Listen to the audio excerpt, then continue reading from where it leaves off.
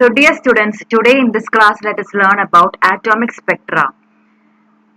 Usually atomic spectra is obtained when a solid element is heated or when electricity is passed through a gaseous element at low pressure in a discharge tube.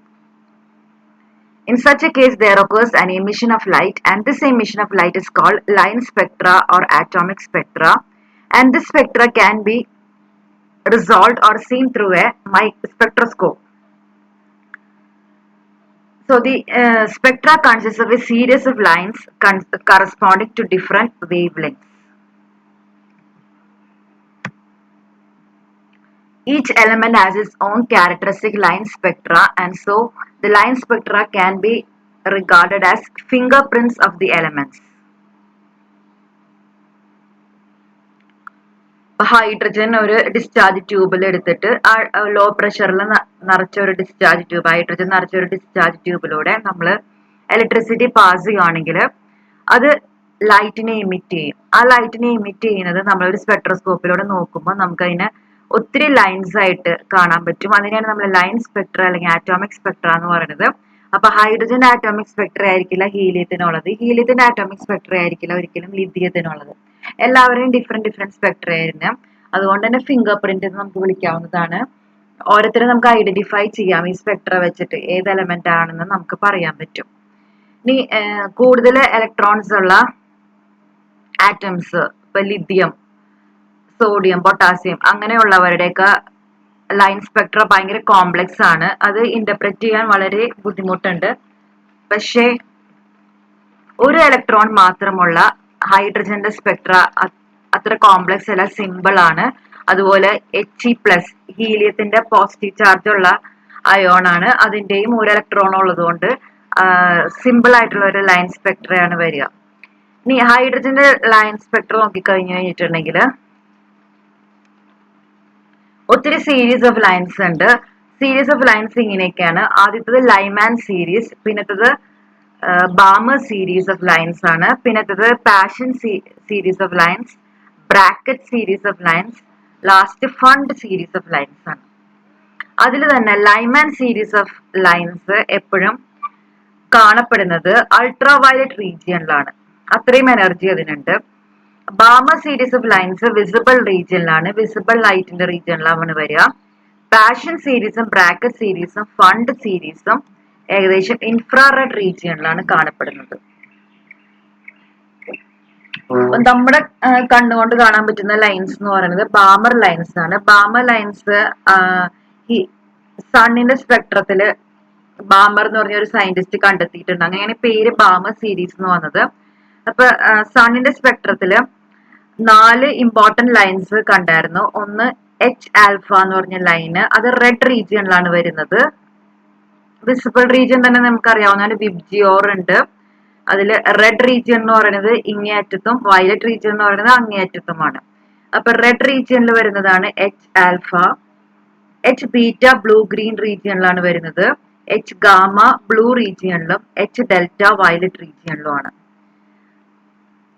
അപ്പൊ ഇതാണ് Balmer lines. ഇത് H-ആൽഫ, ഇത് H-ബീറ്റ, ഇത് H-ഗാമ, ഇത് H-ഡെൽറ്റ.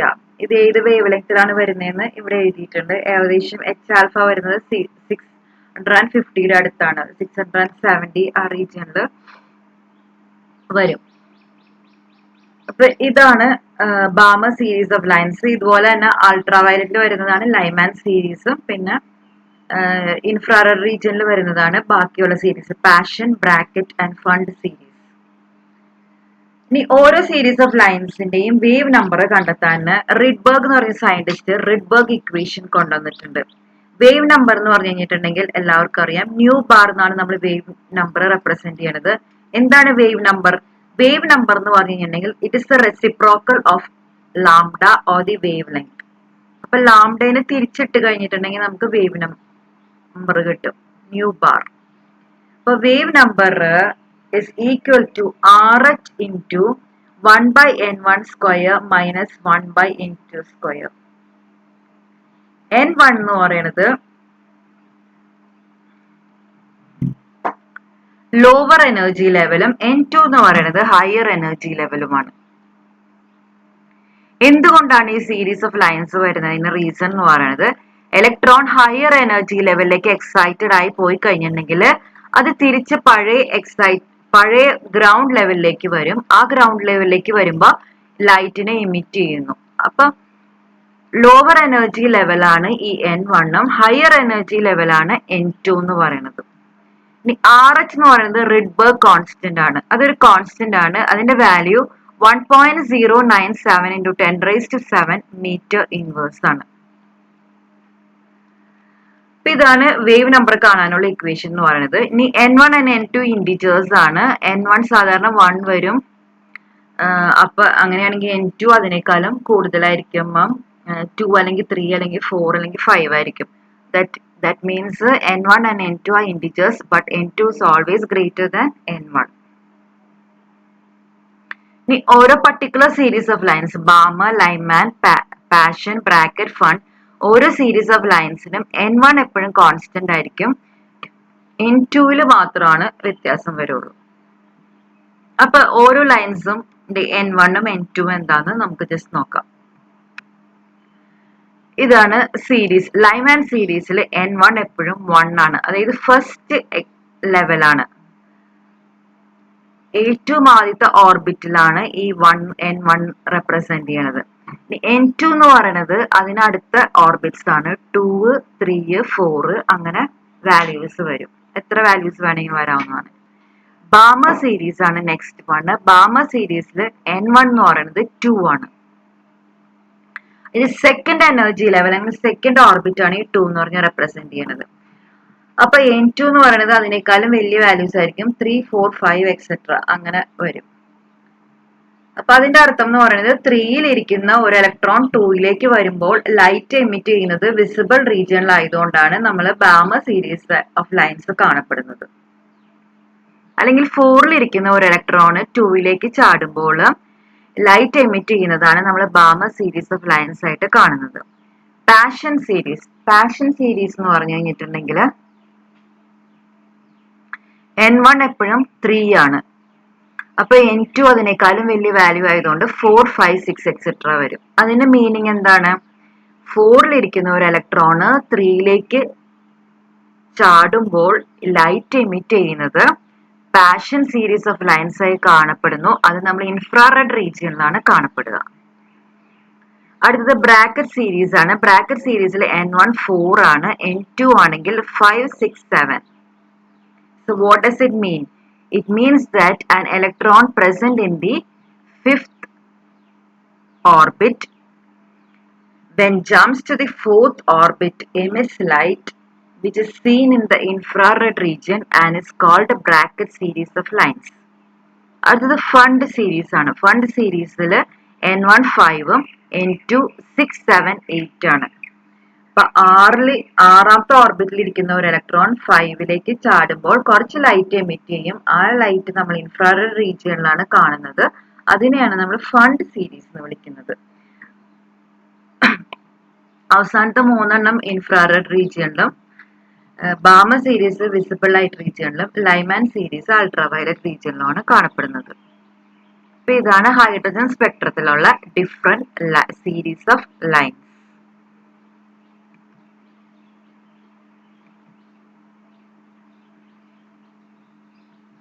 ഇത് വേണ്ട ആവശ്യമില്ല. ഇനി നമുക്ക് ബോർ തിയറി എന്താന്ന് നോക്കാം.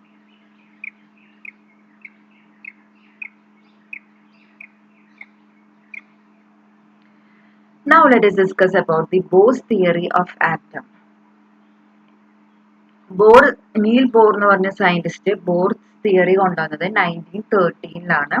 1913 ആ ഒരു തിയറി ബേസ് ചെയ്തിരിക്കുന്നത് പ്ലാങ്ക്സ് ക്വാണ്ടം തിയറിയുടെ ബേസിസിലാണ്. റുദർഫോർഡിന്റെ തിയറിനെ ഒന്നും കൂടെ നന്നാക്കി നല്ല ഒരു എന്താ പറയാ സ്റ്റൈലിഷ് ആക്കിയ സയന്റിസ്റ്റ് ആണ് നീൽസ് ബോർ എന്ന് പറയുന്നത്. കാരണം അദ്ദേഹത്തിന്റെ തിയറിയിൽ ക്വാണ്ടം തിയറിയും കൂടെ അപ്ലൈ ചെയ്തിട്ടുണ്ട്. അതുകൊണ്ടാണ് അത് ഒരു കുറച്ചും കൂടെ മോഡേണൈസ്ഡ് തിയറി ആയത്. ഇനി റുദർഫോർഡിന്റെ തിയറിനെ മോഡിഫൈ ചെയ്ത ബോറിന് 1922 നോബൽ പ്രൈസും കിട്ടിയിട്ടുണ്ട്. ഫിസിക്സിന്റെ നോബൽ പ്രൈസും കിട്ടിയിട്ടുണ്ട്. ബോറിന്റെ തിയറി നമ്മൾ പല ആറ്റോമിക് തിയറീസും പഠിച്ചു. ഡാൽട്ടന്റെ തിയറി പഠിച്ചു, ജെ തോംസന്റെ തിയറി പഠിച്ചു, റുദർഫോർഡ് തിയറി പഠിച്ചു. ബോർസ് തിയറിയാണ് നമ്മളിപ്പോ പഠിക്കാൻ പോണത്. അപ്പൊ ഇതിന്റെ പോസ്റ്റുലേറ്റ്സ് എന്തൊക്കെയാണ്, ഈ തിയറിയുടെ പോസ്റ്റുലേറ്റ്സ് എന്തൊക്കെയാണെന്ന് നമുക്ക് നോക്കാം.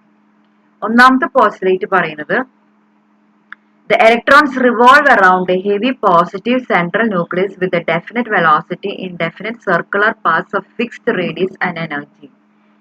എല്ലാവർക്കും അറിയാവുന്ന ഒരു പോയിന്റ് ആണിത്.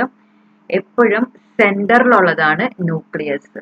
അതൊരു പോസിറ്റീവ് ആണ്. സെന്ററിലുള്ള ന്യൂക്ലിയസിന്റെ ചാർജ് എന്ന് പറയുന്നത് പോസിറ്റീവ് ചാർജ് ആണ്. കാരണം അതിൽ പ്രോട്ടോണും ഉണ്ട് ന്യൂട്രോണും ഉണ്ട്. ന്യൂട്രോണ് ചാർജ് ഇല്ല, പ്രോട്ടോണ് പോസിറ്റീവ് ആയതുകൊണ്ട് ന്യൂക്ലിയസും പോസിറ്റീവ് ആവും. ഇതിന് ചുറ്റും ഇലക്ട്രോൺസ് കറങ്ങുന്നുണ്ട്. ഇലക്ട്രോൺസിന്റെ ചാർജ് എന്ന് പറയുന്നത് നെഗറ്റീവ് ആണ്.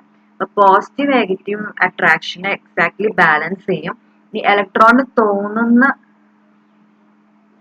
സ്ഥലത്തെ കൂടെ കറങ്ങാനുള്ള അവകാശമില്ല. ഡെഫിനറ്റ് ആയിട്ടുള്ള സർക്കുലർ പാത്ത് ഉണ്ട്. ആ പാത്തിലൂടെ മാത്രമേ കറങ്ങാൻ പറ്റുള്ളൂ.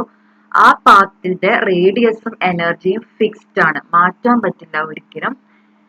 ഇനി ആ ഓർബിറ്റുകളെ ഓർബിറ്റ് എന്ന് വിളിക്കാം, സ്റ്റേഷനറി സ്റ്റേറ്റ് എന്ന് വിളിക്കാം, ഷെൽ എന്നും വിളിക്കാം. ഓരോ ഷെല്ലിനും പേര് കൊടുത്തിട്ടുണ്ട്. കെ ഷെല്ലുണ്ട്, എൽ ഷെല്ലുണ്ട്, എം ഷെല്ലുണ്ട്, എൻ ഷെല്ലുണ്ട്. അങ്ങനെ പോകുന്നു ഷെല്ലുകളുടെ പേര്.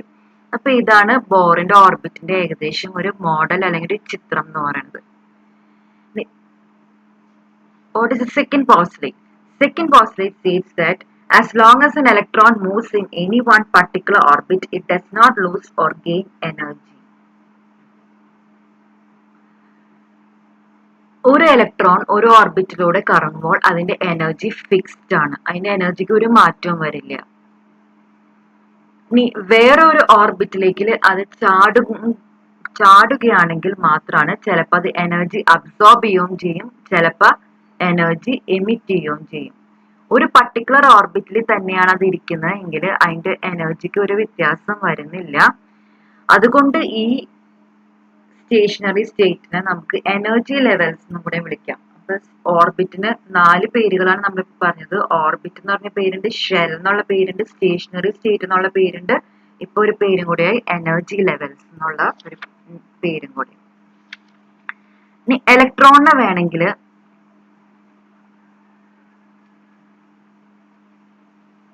തൊട്ടടുത്ത് ന്യൂക്ലിയസിന് തൊട്ടടുത്തിരിക്കുവാണെങ്കിൽ ലോവർ എനർജിയും ആയിരിക്കും. ന്യൂക്ലിയസിൽ നിന്ന് അകലം കൂടുന്തോറും എനർജി കൂടി വരും. അതും ഓർബിറ്റിന്റെ ഒരു പ്രത്യേകതയാണ്. അപ്പൊ തൊട്ടടുത്തുള്ള ഓർബിറ്റ്, ന്യൂക്ലിയസിന് തൊട്ടടുത്തുള്ള ഓർബിറ്റിന്റെ എനർജി കുറവും, ദൂരേക്ക് പോകുന്തോറും ഓർബിറ്റ്സിന്റെ എനർജി കൂടുകയും ചെയ്യുന്നു.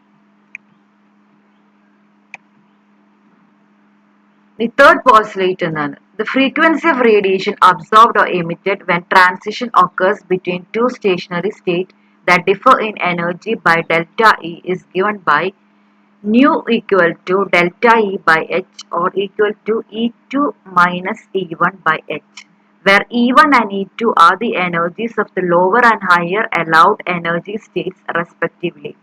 This expression is called Bohr's frequency rule.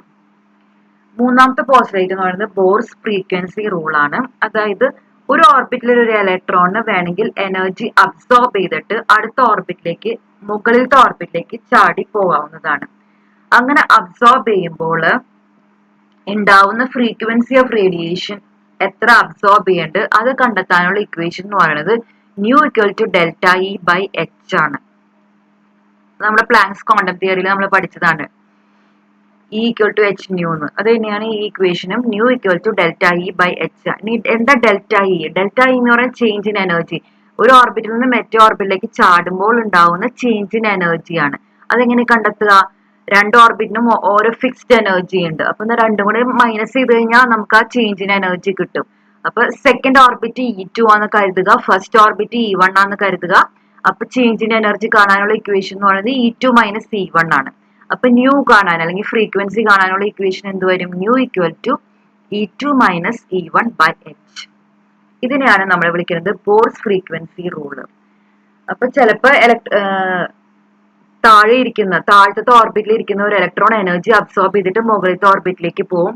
അതുപോലെ മുകളിലത്തെ ഓർബിറ്റിൽ ഇരിക്കുന്ന ഒരു ഇലക്ട്രോൺ എന്ത് ചെയ്യും? എനർജിനെ എമിറ്റ് ചെയ്തിട്ട് താഴേക്കുള്ള ഓർബിറ്റിലേക്ക് ചാടിപ്പോവും. ഇത് നടക്കാവുന്ന പ്രോസസ്സാണ്. അപ്പൊ നടക്കുന്ന റേഡിയേഷന്റെ ഫ്രീക്വൻസി എന്ന് പറയുന്നത് nu equal to delta E by h ആണ്.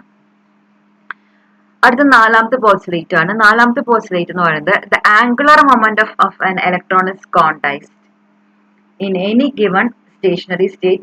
It can be expressed as an equation mvr equal to nh by 2 pi, where n equal to 1, 2, 3 and m equal to mass of the electron, v equal to velocity, r equal to radius of the orbit in which the electron is moving. Thus, an electron can move only in those orbits for which its angular momentum is integral multiple of h by 2 pi. ഇത്രയും നേരം നമ്മൾ പറഞ്ഞുകൊണ്ടിരുന്നത് ഇലക്ട്രോണിന്റെ energy quantised ആണ്. അതായത് ഇലക്ട്രോണിന് തോന്നുന്ന ഓർബിറ്റിൽ കറങ്ങാൻ പറ്റില്ല. ഒരു നിശ്ചിത ഓർബിറ്റുകൾ ഉണ്ട്. ഓരോ നിശ്ചിത എനർജി ഉള്ള ഓരോ ഓർബിറ്റ് ഉണ്ട്. അതിലൂടെ മാത്രമേ കറങ്ങാൻ പറ്റുള്ളൂ. കെ ഷെല്ലിൽ കറങ്ങാം, വേണമെങ്കിൽ എൽ ഷെല്ലിൽ കറങ്ങാം, എം ഷെല്ലിൽ കറങ്ങാം. ഇതിന്റെ രണ്ടിന്റെ ഇടയിലുള്ള ഷെല്ലുകളില്ല. അപ്പൊ അങ്ങനെ മാത്രമേ എനിക്ക് കറങ്ങാൻ പറ്റുള്ളൂ. അപ്പൊ എനർജി ക്വാണ്ടൈസ്ഡ് ആണ്, നിങ്ങൾക്ക് മനസ്സിലായി. ഫിക്സ്ഡ് എനർജി ആണ് എല്ലാ ഇലക്ട്രോണിനും ഉള്ളത്. ഇതുപോലെ തന്നെ ഫിക്സ്ഡ് ആയിട്ടുള്ളതാണ് ആംഗുലർ മൊമെന്റം. എല്ലാ ഇലക്ട്രോണുകൾക്കും ആംഗുലർ മൊമെന്റം ഫിക്സ്ഡ് ആണ്. അപ്പൊ ഓരോ ഓർബിറ്റിൽ ഇരിക്കുന്ന ഇലക്ട്രോണിന്റെയും ആംഗുലർ മൊമെന്റ് കാണാനുള്ള ഇക്വേഷൻ എന്ന് പറയുന്നത് m v r equal to n h by 2 pi. M v r, m into v into r equal to n h by 2 pi. ഒരു ടേംസ് നമുക്ക് എന്താന്ന് പറയാം. എം എന്ന് പറയുന്നത് ഇലക്ട്രോണിന്റെ മാസ് കോൺസ്റ്റന്റ് ആണ്. വി എന്ന് പറയുന്നത് ഇലക്ട്രോണിന്റെ വെലോസിറ്റി ആണ്. ആർ എന്ന് പറയുന്നത് ഇലക്ട്രോൺ ഇരിക്കുന്ന ഓർബിറ്റിന്റെ റേഡിയസ് ആണ്. എൻ എന്ന് പറയുന്നത് ഇന്റഗ്രൽ വാല്യൂ ആണ്. 1 ആവാം, 2 ആവാം, 3 ആവാം, 4 ആവാം. ഒരിക്കലും 1.5 ആവില്ല, 2.5 ആവില്ല. അങ്ങനെ ഇടയിലുള്ള വാല്യൂസ് ഒന്നും അലൗഡ് അല്ല. either 1, 2, 3, 4 etc. It goes on like that. H is the Planck's constant and 2 pi. ഈ ഇക്വേഷനിൽ നമുക്ക് ആംഗുലർ മൊമെന്റം കാണാൻ പറ്റും. ആംഗുലർ മൊമെന്റത്തിനുള്ള ഇക്വേഷൻ തന്നെ എം വി ആർ ആണ്. അപ്പൊ എം വി ആറിന്റെ വാല്യൂ കണ്ടെത്തി കഴിഞ്ഞിട്ടുണ്ടെങ്കിൽ നമുക്ക് ആംഗുലർ മൊമെന്റം കിട്ടി. അപ്പൊ ആംഗുലർ മൊമെന്റം ഈ ഇക്വേഷനിൽ നിന്ന് കണക്കാക്കുമ്പോൾ നമുക്കറിയാം എന്നിനെ 1 ഇട്ട് കൊടുക്കാം, 2 ഇട്ട് കൊടുക്കാം, 3 ഇട്ട് കൊടുക്കാം. പക്ഷെ 1.5 ഒന്നും ഇട്ട് കൊടുക്കാൻ പറ്റാത്ത കാരണം ഫിക്സ്ഡ് ആയിട്ടുള്ള ആംഗുലർ മൊമെന്റം ആണ് ഇലക്ട്രോണിനുള്ളതെന്ന് ഉറപ്പിക്കാം. ഫിക്സ്ഡ്. ഇത് ആദ്യത്തെ ഓർബിറ്റിന്റെ ആംഗുലർ മൊമെന്റം എന്തായിരിക്കും? n1 സബ്സ്റ്റിറ്റ്യൂട്ട് ചെയ്യുമ്പോൾ h by 2 pi വരും. രണ്ടാമത്തെ ഓർബിറ്റിന്റെ ആംഗുലർ മൊമെന്റം എന്തായിരിക്കും? 2 സബ്സ്റ്റിറ്റ്യൂട്ട് ചെയ്യുക n-ന്, അപ്പൊ 2h by 2 pi വരും. മൂന്നാമത്തെ ഓർബിറ്റിന്റെ ആംഗുലർ മൊമെന്റം എന്തായിരിക്കും? n-ന് 3 സബ്സ്റ്റിറ്റ്യൂട്ട് ചെയ്യുക, അപ്പൊ 3h by 2 pi. അങ്ങനെ പോകുന്നു. അപ്പൊ ഇലക്ട്രോൺ കറങ്ങുന്ന ഓർബിറ്റിന്റെ ആംഗുലർ മൊമെന്റം എപ്പോഴും ഒരു integral multiple of h by 2 pi ആണ്. അപ്പൊ ഇതാണ് ഒരു സിമ്പിൾ ആയിട്ടുള്ള ബോറിന്റെ മോഡൽ ഹൈഡ്രജൻ ആറ്റത്തിന് പറഞ്ഞിരിക്കുന്നത്. അപ്പൊ ഈ മോഡൽ നമുക്ക് ഏകദേശം ജസ്റ്റ് ഒന്ന് റിവൈസ് ചെയ്യാം.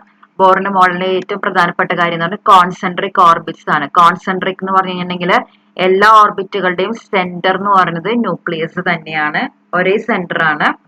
പിന്നെ എനർജി ഒരിക്കലും മാറുന്നില്ല. ഒരു ഓർബിറ്റിൽ ഇരിക്കുന്ന ഇലക്ട്രോണിന്റെ എനർജി ഒരിക്കലും മാറുന്നില്ല. ഓർബിറ്റ് മാറുമ്പോൾ മാത്രമാണ് എനർജി മാറുന്നുള്ളൂ. ഇനി ഫ്രീക്വൻസി, ഒരു ഇലക്ട്രോൺ ഒരു ഓർബിറ്റിൽ നിന്ന് വേറെ ഓർബിറ്റിലേക്ക് ചാടുകയാണെങ്കിൽ അപ്പോൾ ഒരു ലൈറ്റ് അബ്സോർബ് ചെയ്യുകയും ചെയ്യും, അല്ലെങ്കിൽ എമിറ്റ് ചെയ്യുകയും ചെയ്യും. ഈ പടത്തിൽ കാണിച്ചിരിക്കുന്നത് രണ്ടാമത്തെ ഓർബിറ്റിൽ ഇരിക്കുന്ന ഇലക്ട്രോൺ ഫസ്റ്റ് ഓർബിറ്റിലേക്ക് പോവുകയാണ്. അപ്പൊ എന്തായിരിക്കും? ഇലക്ട്രോണിനെ എമിറ്റ് ചെയ്യുക. അതാണ് ഈ ഫോട്ടോൺ എമിറ്റഡ് എന്ന് കാണിച്ചിരിക്കുന്നത്. അങ്ങനെ എമിറ്റ് ചെയ്യുമ്പോൾ ആ ഫോട്ടോണിന്റെ ഫ്രീക്വൻസി എന്ന് പറയുന്നത് ഡെൽറ്റ ഇ ബൈ എച്ച് ആണ്, അല്ലെങ്കിൽ E2 minus C1 by h ആണ്. ബോർസ് ഫ്രീക്വൻസി റൂൾ ആണ്. ഇതുപോലെ ഒരു ഓർബിറ്റിൽ കറങ്ങുന്ന ഇലക്ട്രോണിന്റെ ആംഗുലർ മൊമെന്റം ഫിക്സ്ഡ് ആണ്. അതിന്റെ ഇക്വേഷൻ ആണ് mvr equal to nh by 2 pi. അപ്പൊ ഇതൊക്കെയാണ് important postulates of Bohr's atomic model. അപ്പൊ നമുക്ക് മോഡൽ ഇങ്ങനെ കാണിക്കാവുന്നതാണ്. സെന്ററിൽ ന്യൂക്ലിയസ് ഇരിക്കുന്നു, ചുറ്റും നമ്മൾ വട്ടങ്ങൾ വരയ്ക്കുന്നു. ആ വട്ടങ്ങൾ ഓർബിറ്റ് ആണ്. ആദ്യത്തെ orbit K shell, L shell, M shell. ഇതിലൂടെ ഇലക്ട്രോൺ കറങ്ങുന്നു.